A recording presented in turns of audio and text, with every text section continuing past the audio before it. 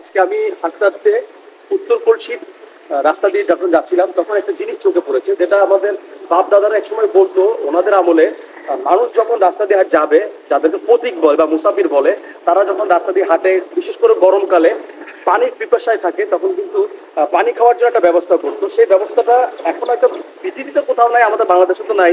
কিন্তু মজার ব্যাপার কি জানেন, আমি যেখানে এসেছি এত একটা দামি জায়গায়, সেখানে এসে পেয়েছি। দেখেন এইটা, এটা কিন্তু একটা মাটির তৈরি মটকা।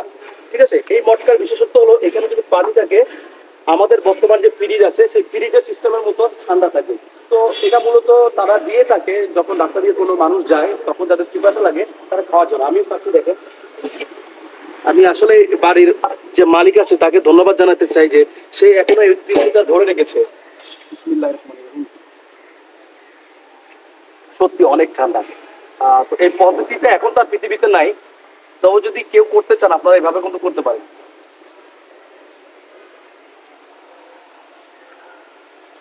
আসলে মানুষের শুধু টাকা থাকলে হয় না, মন থাকতে হয়। যার পরিচয় এটা।